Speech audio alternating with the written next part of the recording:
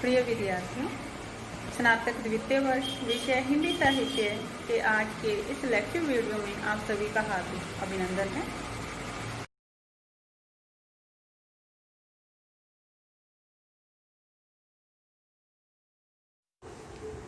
प्रिय विद्यार्थियों, आज हम रीतिकाल का अध्ययन निम्न अध्यापन बिंदुओं के अंतर्गत करेंगे।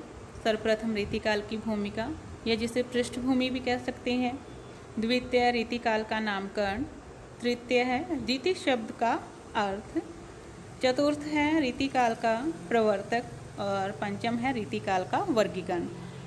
हमारे बीए द्वितीय वर्ष की 5वीं इकाई और प्रथम प्रश्न पत्र के अंतर्गत रीतिकाल को लिया गया है। काफ़ी विस्तृत यह प्रकरण है। तो हम छोटे छोटे अध्यापन बिंदुओं के अंतर्गत रीतिकाल का अध्ययन करेंगे। तो आज हमने ये कुल 5 अध्यापन बिंदु लिए हैं जिसमें हम रीतिकाल का परिचय प्राप्त करेंगे। रीतिकाल की भूमिका या पृष्ठभूमि। रीतिकाल का समय विक्रमी संवत 1700 से विक्रमी संवत 1900 माना जाता है। रीतिकाल हिंदी साहित्य का उत्तर मध्यकाल कहलाता है। इस काल की प्रधान प्रवृत्ति रीति रही। काव्य की प्रमुख धारा का विकास कविता की रीति के आधार पर हुआ। रीतिकाल समृद्धि और विलासिता का काल है। साधना के काल भक्ति युग से यह इसी बात में भिन्नता रखता है कि इसमें कोरी विलासिता ही उपास्य बन गई। वैराग्यपूर्ण साधना का समादर या आदर न रहा। सजाव श्रृंगार की एक अदम्य लिप्सा इस युग के साहित्य में प्रतिबिंबित होती है। रीति काव्य के विकास में तत्कालीन राजनीतिक तथा सामाजिक परिस्थितियों का महत्वपूर्ण योगदान रहा है। वस्तुतः ये परिस्थितियाँ इस प्रकार के काव्य सृजन के अनुकूल थी। हिंदी के रीति शास्त्र का आधार पूर्ण रूप से संस्कृत काव्य शास्त्र है, परंतु इसका तात्पर्य यह नहीं कि हिंदी में रीति शास्त्र लिखने वाले प्रत्येक लेखक ने संस्कृत काव्य शास्त्र का पूरा अध्ययन किया था या किसी अन्य ग्रंथ को पूर्णतः हिंदी में उतारा था। रीतिकाल का नामकरण। प्रिय विद्यार्थियों, जैसा कि मैंने पूर्व में भी बताया था कि हिंदी साहित्य में रीतिकाल का समय विक्रमी संवत 1700 से 1900 माना जाता है।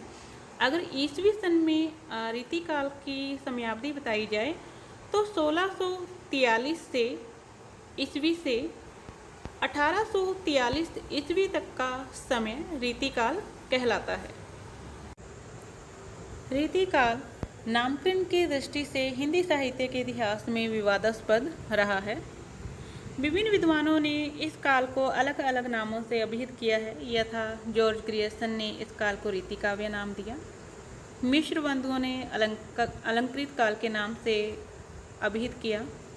आचार्य रामचंद्र शुक्ल ने इस काल को रीतिकाल कहा। विश्वनाथ प्रसाद मिश्र ने इस काल को श्रृंगार काल, डॉक्टर रमा शंकर शुक्ल रसाल ने इस काल को कलाकाल कहा और त्रिलोचन जी ने इस काल को अंधकार काल कहा। अर्थात इन विद्वानों द्वारा इस काल का जो भी नामकरण किया गया, वह नामकरण इस काल में जो भी इन विद्वानों को प्रवृत्ति मुख्यतः दिखाई दी, उस प्रवृत्ति के आधार पर ही इन्होंने इस काल का नामकरण किया। रीतिकाल के उदय के संबंध में आचार्य रामचंद्र शुक्ल का मत है कि इसका कारण जनता की रुचि नहीं, आश्रयदाताओं की रुचि थी। इसी प्रकार से रीतिकालीन कविता में लक्षण ग्रंथ, नायिका भेद, श्रृंगारिकता आदि की जो प्रवृत्तियां मिलती हैं, उसकी परंपरा संस्कृत साहित्य से चली आ रही थी। हिंदी में रीति या काव्य रीति शब्द का प्रयोग काव्य शास्त्र के लिए हुआ था। इसीलिए काव्य शास्त्रवद सामान्य सृजन प्रवृत्ति और रस अलंकार आदि के निरूपक बहुसंख्यक लक्षण ग्रंथों को ध्यान में रखते हुए इस समय के काव्य को रीति काव्य कहा गया। इस काव्य की श्रृंगारी प्रवृत्तियों की पुरानी परंपरा के स्पष्ट संकेत संस्कृत, प्राकृत, अपभ्रंश, फारसी और हिंदी के आदि काव्य तथा कृष्ण काव्य की श्रृंगारी प्रवृत्तियों में मिलते हैं। तो इस प्रकार से हम निष्कर्ष रूप में इस काल के नामकरण के संबंध में कह सकते हैं कि इस काल की प्रधान प्रवृत्ति रीति थी और रीति के अंतर्गत ही हम अलंकृत को या अलंकारों को, श्रृंगार को, कला को आदि सभी को समाहित कर सकते हैं। तो मुख्य प्रवृत्ति रीति रही। उस मुख्य प्रवृत्ति के आधार पर ही इस काल को रीतिकाल कहा गया। इसके साथ में ही यह भी स्मरणीय तथ्य है प्रिय विद्यार्थियों कि इस काल में अन्य प्रवृत्तियां जैसे भक्ति, नीति आदि की भी प्रवृत्ति इस काल में रही। रीति शब्द संस्कृत के काव्य शास्त्रीय रीति शब्द से भिन्न अर्थ रखने वाला है। संस्कृत साहित्य में रीति को काव्य की आत्मा मानने वाला एक सिद्धांत है, जिसका प्रतिपादन आचार्य वामन ने अपने ग्रंथ काव्य अलंकार सूत्र में किया था। उनके अनुसार रीतिरा आत्मा काव्यस्य, अर्थात रीति काव्य की आत्मा है और काव्य की श्रेष्ठता की कसौटी रीति है। यह मान्यता इस सिद्धांत की थी। वैदर्भी, पांचाली, गोड़ी, लाटी रीतियां हैं। रीति का आधार गुण है। संस्कृत की रीति संबंधी यह धारणा हिंदी काव्य शास्त्र के कुछ ही ग्रंथों में ग्रहण की गई है, परंतु रीति की काव्य रचना की प्रणाली के रूप में ग्रहण करने की अपेक्षा प्रणाली के अनुसार काव्य रचना करना रीति का अर्थ मान्य हुआ। इस प्रकार रीतिकाल का अर्थ हुआ ऐसा काव्य जो अलंकार, रस, गुण, ध्वनि, नायिका भेद आदि की काव्य शास्त्रीय प्रणालियों के आधार पर रचा गया हो। इनके लक्षणों के साथ या स्वतंत्र रूप से इनके आधार पर काव्य लिखने की पद्धति ही रीति नाम से विख्यात हुई और यह पद्धति जिस काल में सर्वप्रधान रही वह काल रीतिकाल के नाम से प्रसिद्ध हुआ। रीतिकाल समृद्धि और विलासिता का काल है। साधना के काल भक्ति युग से यह इसी बात में भिन्नता भी रखता है।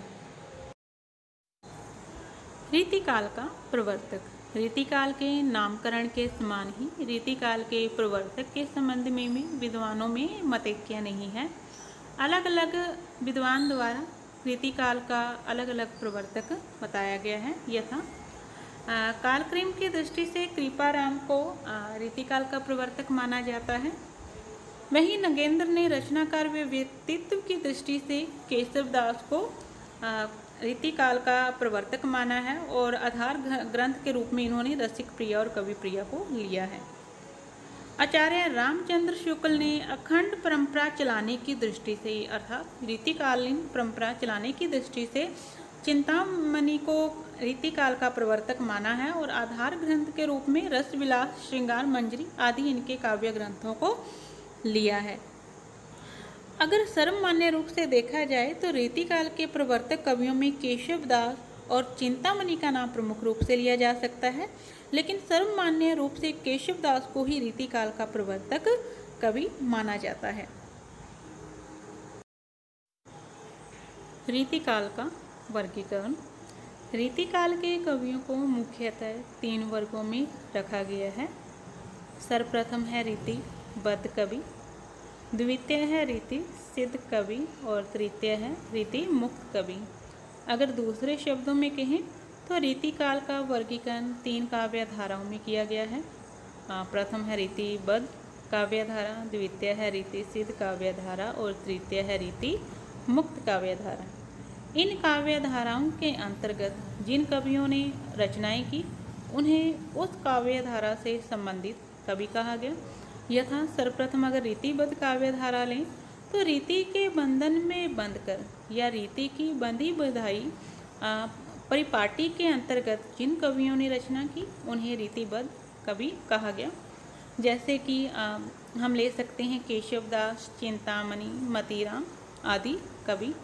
इसी प्रकार से रीति सिद्ध कवि वे कवि जिन्होंने रीति के बंधन में बंधकर काव्य रचना तो नहीं की, परंतु अपने काव्य में उदाहरण लक्षण दिए, या कह सकते हैं कि इनके काव्य में स्वतः ही रीति सिद्ध हो गई। रीति की जानकारी का उपयोग इन्होंने अपनी काव्य रचना में किया, तो इन कवियों को रीति सिद्ध कवि कहा गया। रीति सिद्ध काव्य धारा के अंतर्गत एकमात्र कवि माने जाते हैं कवि विहारी।